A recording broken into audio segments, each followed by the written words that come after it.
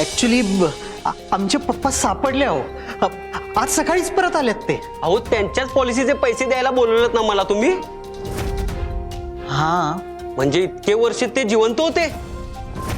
तुम्हाला जर माहित होते की तुमचे पप्पा जिवंत आहेत तर त्यांच्या इन्शुरन्सचे पैसे क्लेमच कसे करू शकता तुम्ही? कायद्याने गुन्हा आहे हा. तुमच्या विरोधात तक्रार दाखल करू शकतो मी.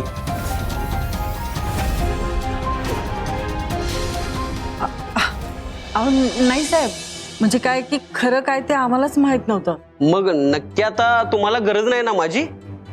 उद्या परत काहीतरी नाटक कराल आणि माणूस गेलाय म्हणून परत पैसे मागाल. अहो काय बडबडताय तुम्ही? इथे इतक्या वर्षांनी माझा नवरा घरी परत आलाय आणि तुम्ही त्यांच्या मरणाविषयी बोलताय व्हय? जिवंत माणसाच्या पॉलिसीचे पैसे घेणार होता तुम्ही आणि लाज माझी काढताय. हे बघा साहेब, हे जे सगळं घडलंय ना ते गैरसमजातनं घडलंय. तुमची तर गरज नाहीये, तुम्ही आलात तरी चालेल प्लीज. गरज नाही म्हणे. मागे लावून बोलवून घ्यायचं. वेळेचा खोळंबा केला. चुकलं आमचं, माफ करा आम्हाला. या साहेब या. कसली कसली माणसे भेटतात. स्वतः स्वार्थीपणा करायचं आणि दुसऱ्यांना ऐकवायचं. कसला विचित्र माणूस आहे. असं कोणी बोलतो व्हय? अहो आई, तुम्ही त्या माणसाला कशाला बोलताय? परिस्थिती अशी घडली ना की कोणाला पण धक्का बसलच की. ते सगळं सोडा. पप्पा कुठे होते, काय झालं, का परत आले नाही, काय कळलंय का तुम्हाला?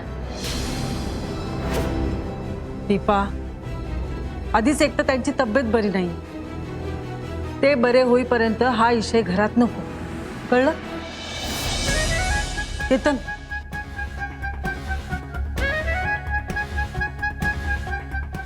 दीपे, आई खरंच बरोबर बोलायला लागल्या का? प्लीज तू जरा शांत बस. पप्पा बरे होऊ देत आधी. तुम्ही माझंच तोंड बंद करा. नाही बसते गप्प मी. दुसरा काय पर्याय आहे का माझ्याकडं?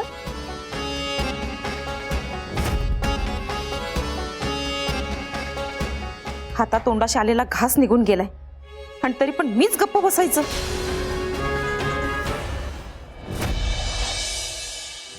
डॉक्टर साहेब, येस मॅम. तुमच्याशी थोडं बोलायचं होतं. Yes ma'am.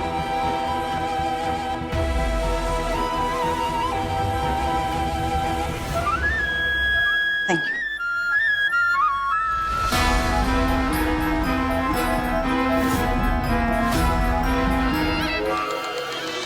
सावी, नको एवढी काळजी करू.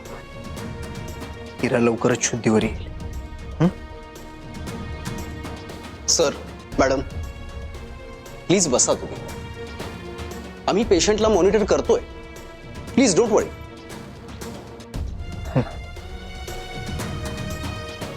सावी,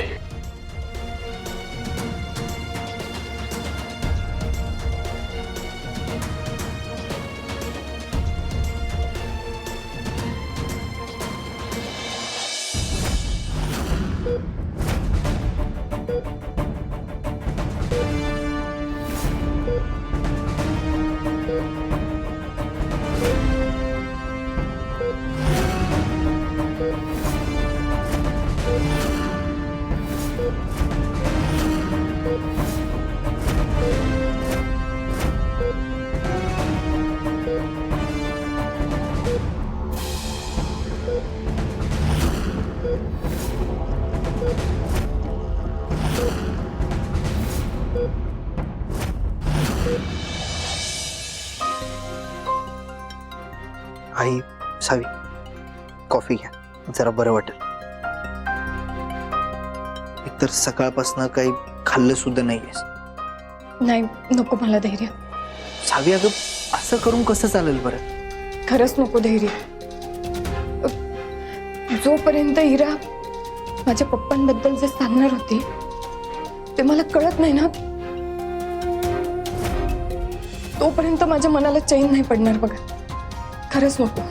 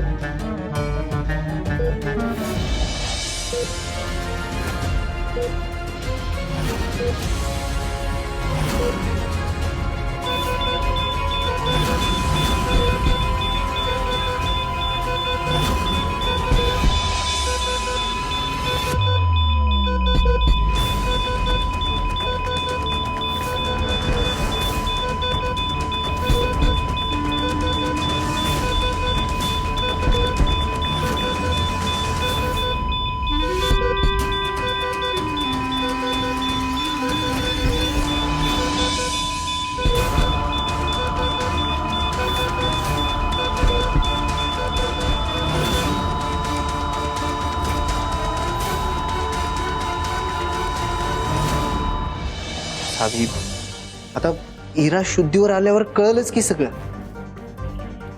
आता पप्पा घरी पोहोचलेत, ते सुखरूप आहे, हे जास्त महत्वाचं नाहीये का?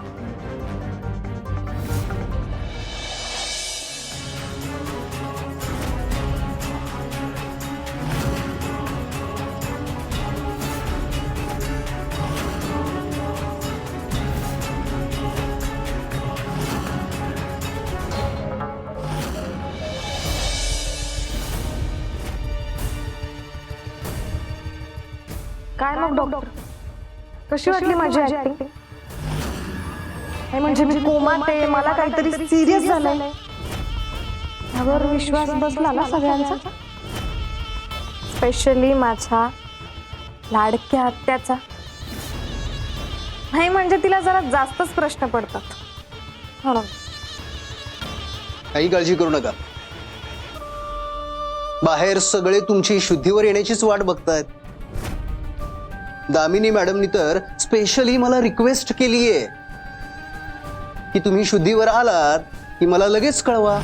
इरा शुद्धीवर येईल ना लवकर? आमचे प्रयत्न सुरू आहेत मॅडम.